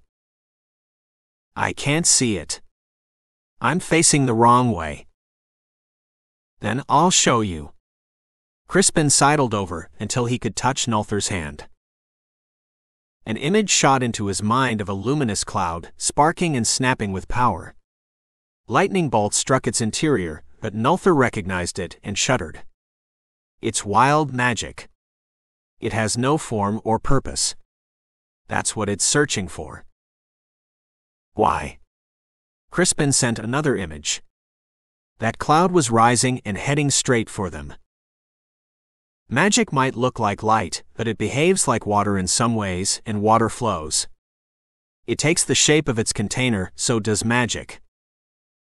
What will happen if it doesn't find a container? Thistle looked at him with wide eyes. Nulthir shook his head. You don't get it. Magic always finds a container. It needs a purpose. In the absence of one, it'll find someone to give it one. You're a channel. It's coming straight for you. Crispin stared at him, aghast. Yes. Help me sit up. I have to get grounded before it reaches me, otherwise it'll fry my senses. And other important internal organs that Nulthir needed to keep in working order if he wanted to live a good long life. Thistle laid a hand on his arm. Can you tame it in this condition? I don't know, nor do I really have a choice. It wants me, whether I want to do this or not is irrelevant, so much of magic is, Nulthir said. But that wasn't necessarily a bad thing. Magic tended to be binary. In a world too often full of shades of gray, it was a refreshing change. Help me up. Crispin folded his furry arms over his chest. If you're going to pass out again, then you should stay prone. You're less likely to fall that way. That was true, and they were out of time. That wild magic was almost upon them. Nulthir closed his eyes and concentrated on grounding himself. A burst of cold left him shivering uncontrollably as a dark power shot through him. Oh no, the runes tattooed on his back must have absorbed some of that dark magic, and now that dark power was oozing through his veins like sludge, freezing him from the inside out. Nulthir had to transmute it into the magic he could use, but there wasn't time, nor was he certain how to do that. He hadn't worked with a magic that wasn't light-based, not even during that demon incident, because that mage boy, Sarn, had been there to feed him all the light magic he'd needed to fight that demon off. Nulthir braced himself and hoped the wild magic would burn out the dark, not burn him or his gift out. He was rather fond of magic. This was going to hurt. A flash turned the backs of his eyelids scarlet, then a pop sounded as the air close by was momentarily displaced, then a soft ball landed on his chest. Nulthir opened his eyes and stared into the wide, terrified eyes of Furball. What was that little critter doing here? Neep! Furball crawled into Nulthir's breast pocket seeking comfort and protection, but the rune had faded and with it, the spell that had shielded Furball last time Nulthir had been attacked. Get him away from here. Nulthir stammered through chattering teeth. Crispin dove for Furball as the wild magic rushed toward them. Furball screamed, and his ululating howl set Nulthir's teeth on edge for the second he could still perceive anything at all. Then the wild magic was on him. Nulthir reached past the pain and grabbed that magic. It was his only hope now. Instead of transmuting it like he would normally do, he slammed it into his gut where that dark, cold magic was massing inside him for an attack. Raw power burned through him, and the world winnowed away again as things screamed something in his head. At least he'd stopped shivering. Nulthir took that as progress of a sort. Dark magic and light magic battled for control inside him as the world slipped away, and there wasn't anything he could do except let the world fade to black again, but first he had to know. Is Furball okay? But there was only silence broken by racing footsteps drawn by that intense burst of light. What happened to Crispin and Thistle? Had they been harmed during his brief struggle with that wild magic? Nulthir tried to ask, but the darkness was dragging him down into unconsciousness again, and he couldn't fight it. Chapter 7. No, don't. Things shouted in her mind, almost deafening Amal. He made distressed chirping sounds while her mental ears rang. Don't do what? Amal switched to regular speech to conserve energy. An image passed from his mind to hers. In it, light exploded around a prone Nulthir, and a dangerous blue glitter appeared in his normally brown eyes.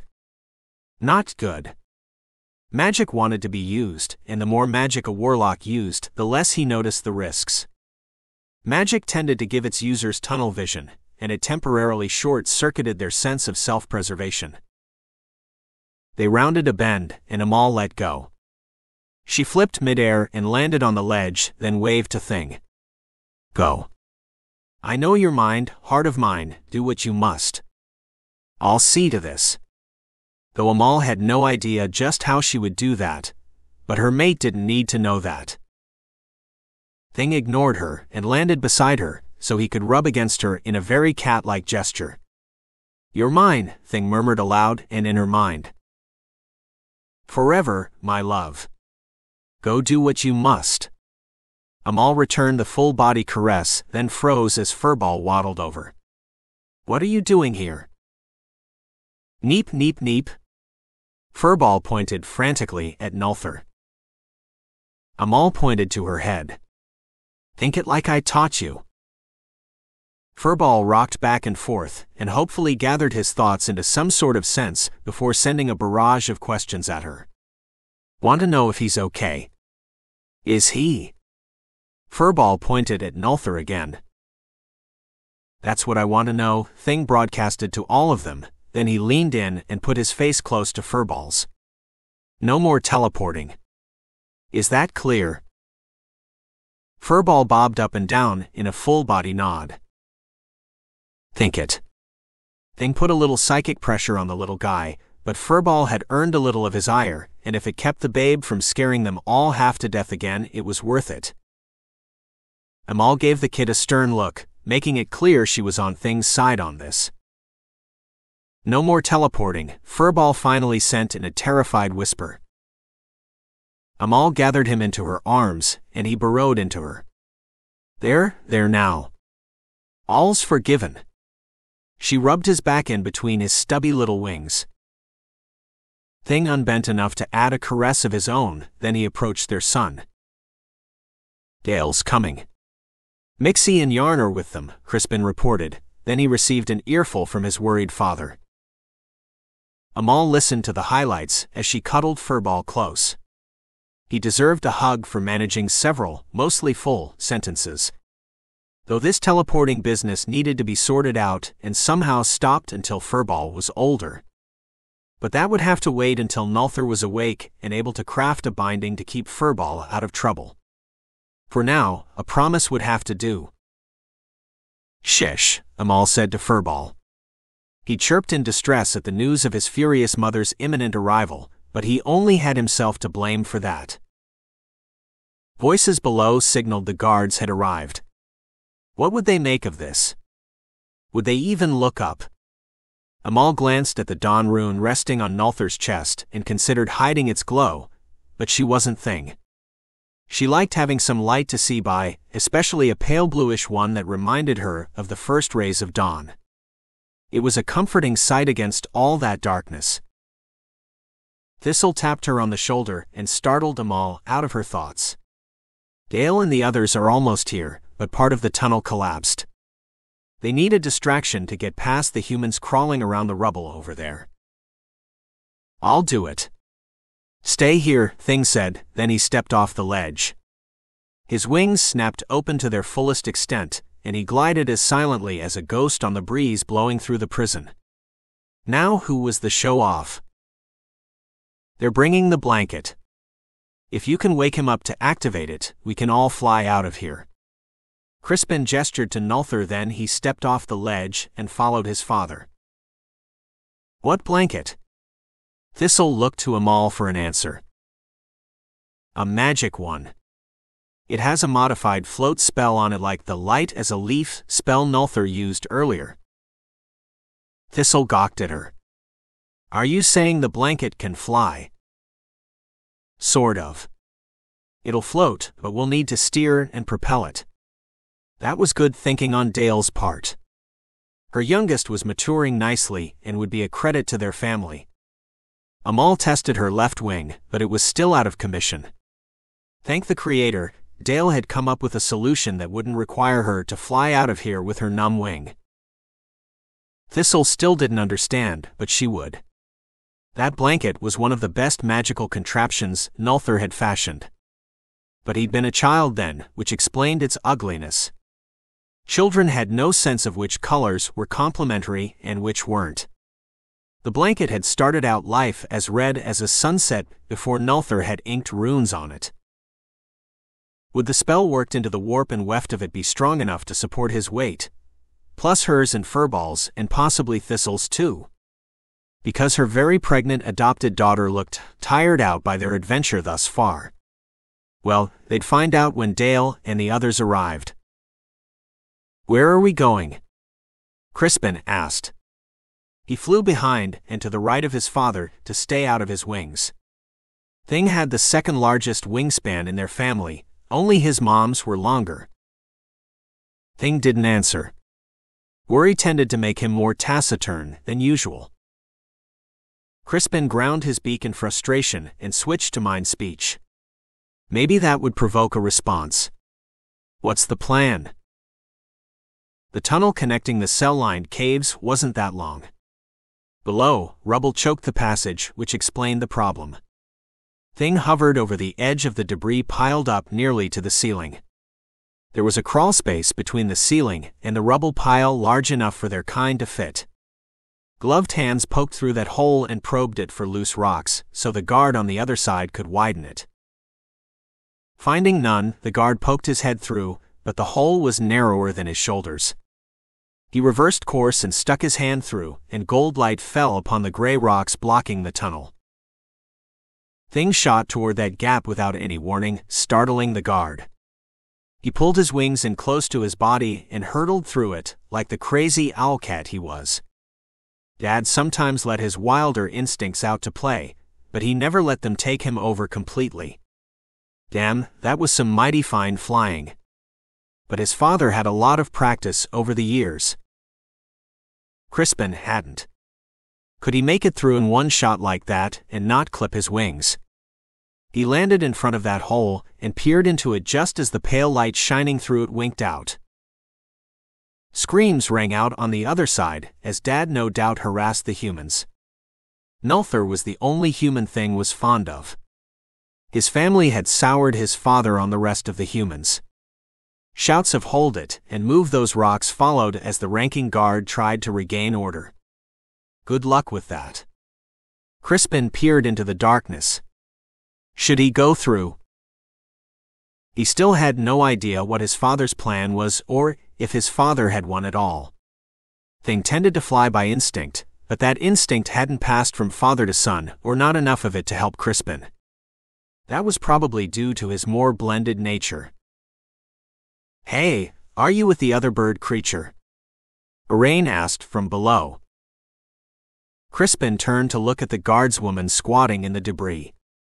"How did you get past this?" Crispin squawked as he pointed to the wall of loose rocks he perched on. Arain shrugged. "I went around it. I didn't feel like squeezing through a hole when there was another way into this tunnel." "What is this?" She picked up a blue shard that seemed to drink in the light of the yellow Lumir crystal glowing in the palm of her other hand. The shard was a cold spot in his infrared vision. Crispin remembered hearing something shatter when his mother had fought someone earlier. "Mom, what are these shards?" Crispin sent along with an image of the piece of dark blue glass in Arain's hand. More shards of that same material littered the area. "They're from an object I think was used in the attack on Nulthir." "Don't touch it," Amal replied. Arain slumped down, and the shard fell from her nerveless fingers. The Lumir crystal she'd been holding suddenly darkened, dropping them back into darkness until a pale gold glow seeped out of the collar of her uniform tunic. "Are you all right?" Crispin glided down and landed beside the stricken guardswoman. Was this what had happened to Nulthir? "Yes, my faith protected me."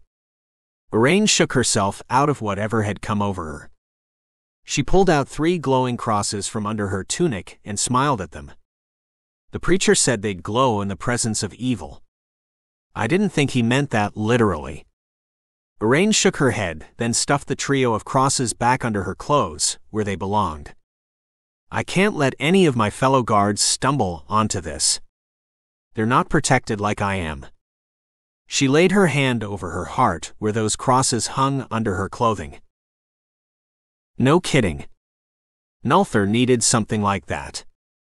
Crispin made a mental note to ask Nulthir to fashion something like it later when he was conscious again. It had been a while since Nulthir had used his talent to manufacture magically imbued items, but it was time his friend took that up again. Mount Eredron wasn't the safe haven they'd all hoped it would be. It had become quite dangerous of late. "Can you keep the other guards away from here?" Crispin backed away from those evil shards. Best he not get too near them either until he had a safe way to dispose of them, and for that he needed Nulthir to be ambulatory. "I'll come up with something, but I can only delay them for a while. I can't keep them away from here forever." Arain started to rise, then sat down hard on a rock and pressed one hand to her temple. She still looked a little dazed.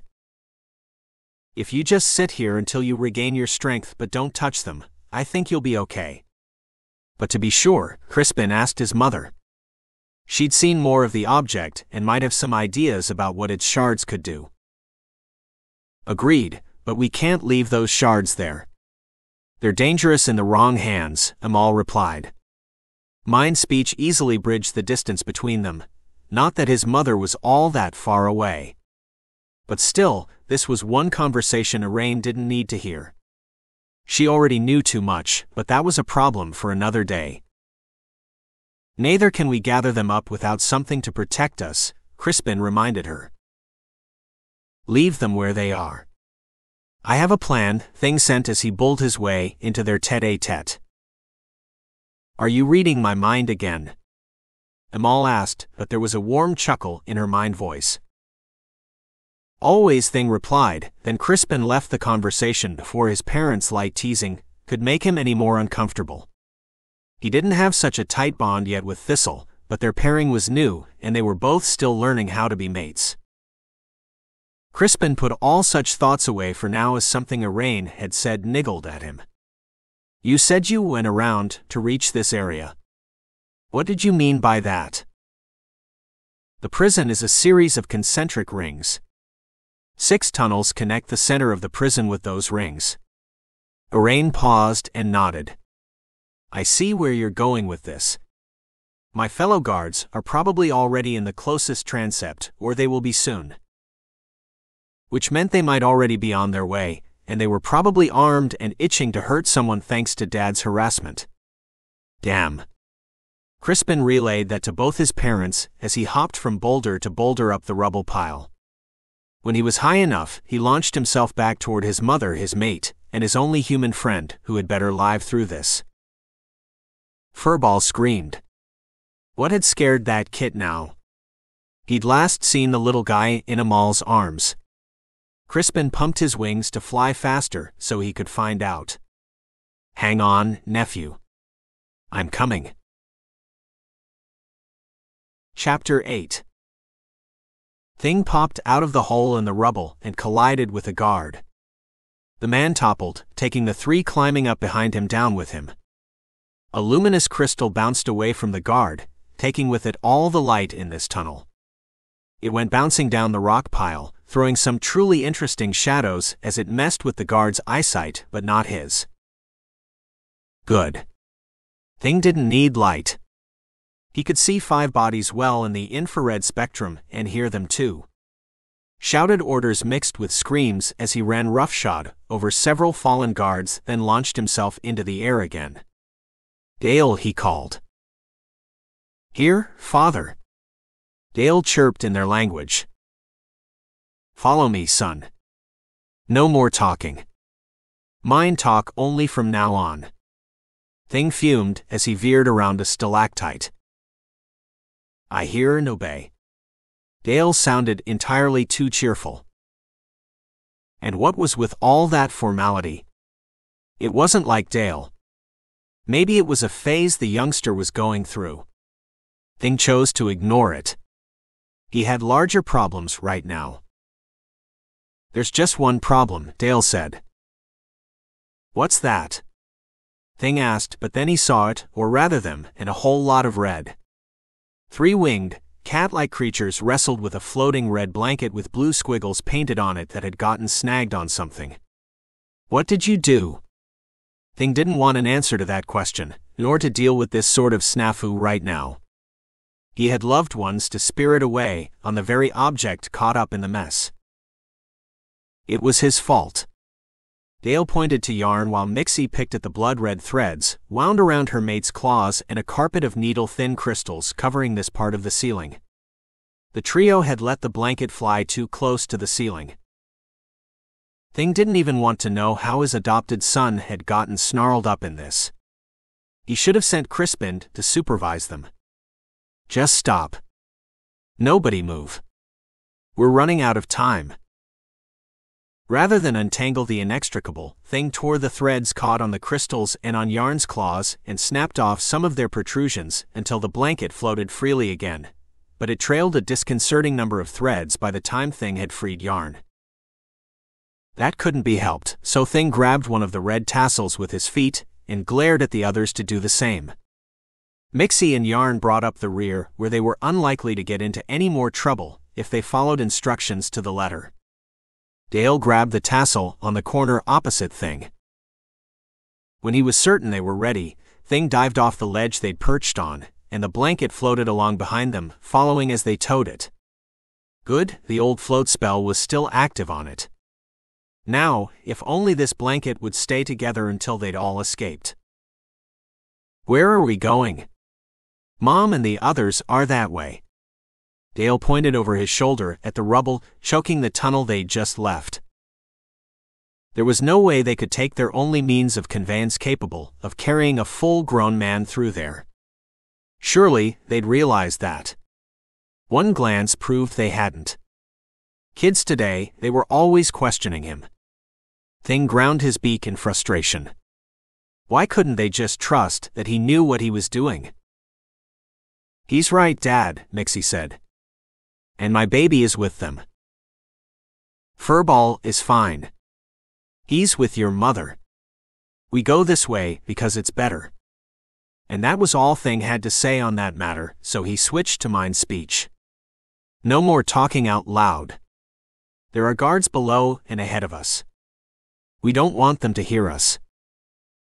Dale gave him a frightened look, and Mixie was just as jittery as her brother. Thing could feel his daughter's apprehension as he took them around a bend, and he understood it. Nulthir was the one human they'd come into regular contact with, but he wasn't a good representative of his people. Far below, guards moved about, alert for trouble. His coterie flew about 35 feet over their heads through deep shadows. Mixie flew on silent wings just like Thing did, so even if the guards did hear the flap of Dale's or Yarn's wings, they'd see nothing. None of them had bows or any ranged weapons, so his family was in no danger from below. The transept ended finally, and they turned left into a large cave full of cells. A narrow aisle wound between them. Some cells were occupied, some weren't, but there didn't seem to be any rhyme or reason to that, or not anything could fathom from looking at them. Something's going on down there, Mixie sent. Good, she'd followed his instructions and confined her comments to mind speech. Keep going. There's another tunnel. Your mother is in there. She'll guide you. Thing reached out to relay his plan to Amal as he pulled his wings in and dropped down to get a better view of what the guards were doing. Nulthir would need to know when he regained consciousness, and Thing was curious about all the rushing to and fro below. The guards dashed from cell to cell exclaiming something. Instead of trying to parse their echoing shouts, Thing skimmed their minds for the salient details, and what he found had him diving down for a closer look into one of the cells the guards had just left. Bars formed 3 of its walls, with the stone wall of the cavern making up the 4th. Inside the cell, a scraggly man of indeterminate age lay in a heap on a pallet. The inmate breathed shallowly and stared blankly into space as he drooled and twitched involuntarily. Thing perched on the bars forming the cell's ceiling and peered into the cells alongside this one. Their occupants were in similar states. Could a disease spread that rapidly? Thing didn't think so. More likely, they'd been hit with the same dark magic as Nulthir, but his friend had some protection thanks to his markings, and these inmates hadn't. Thing had seen enough to report back to Nulthir when his friend awoke, but he stayed put when he heard the cell door creak open to admit someone. What have we here? Thing wondered. The stranger crouched before the stricken inmate. He wasn't a guard. Guards didn't wear flowing yellow robes, and they couldn't afford the white Lumiere crystal clutched in the man's other hand. The paler the color, the more expensive the stone.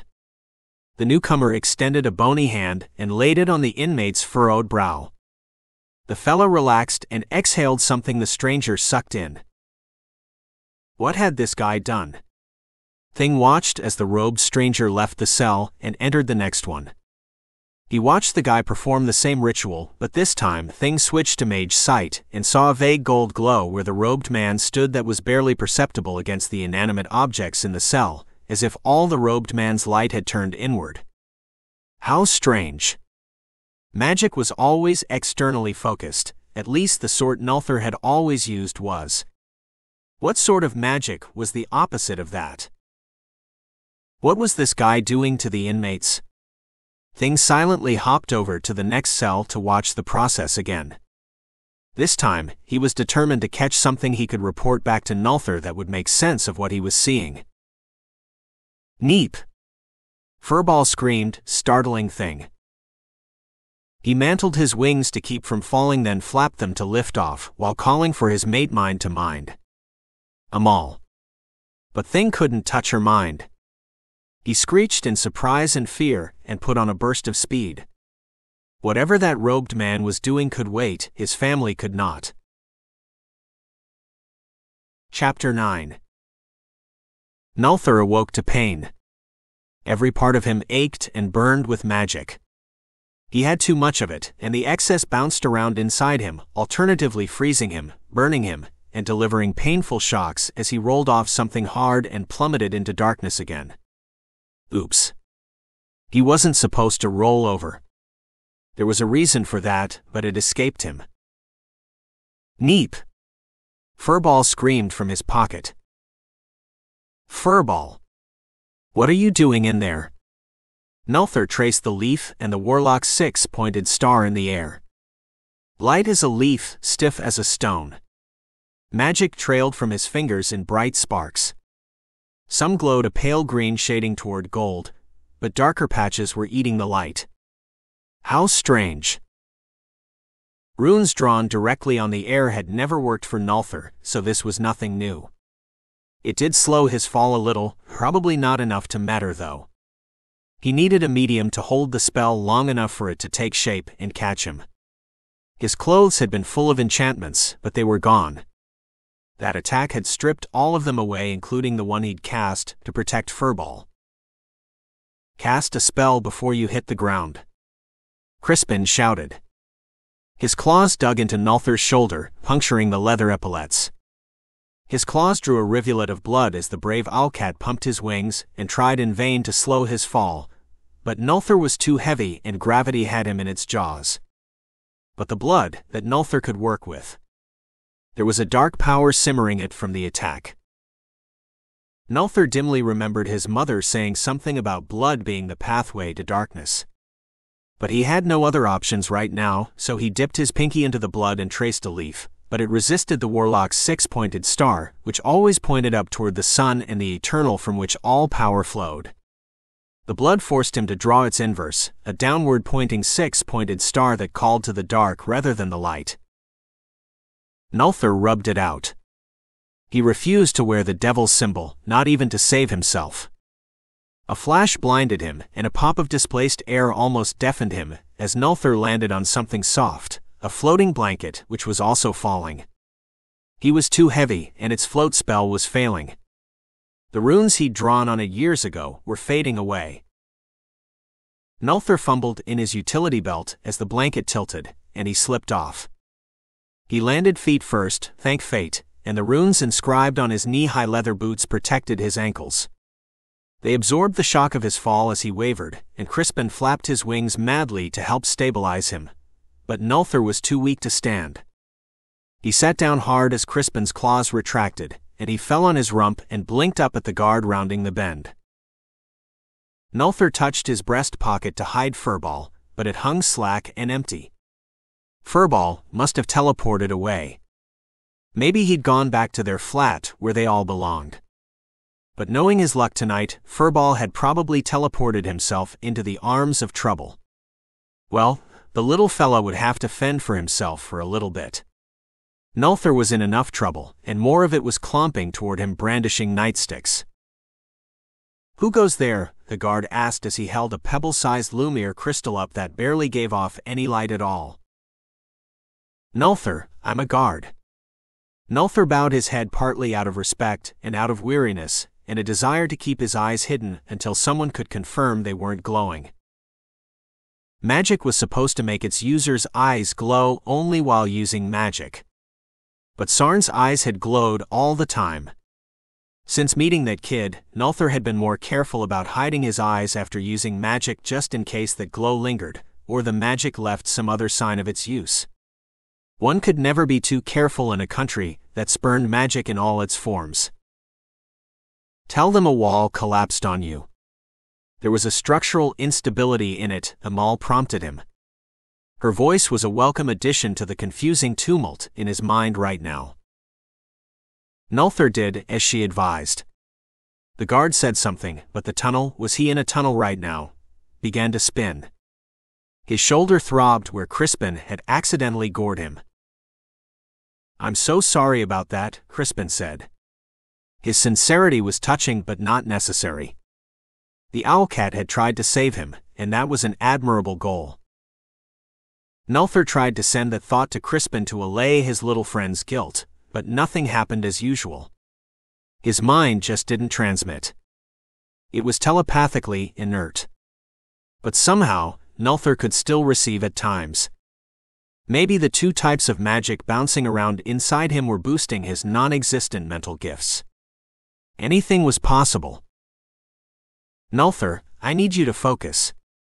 Listen to my voice and say exactly what I tell you to. Are you ready?"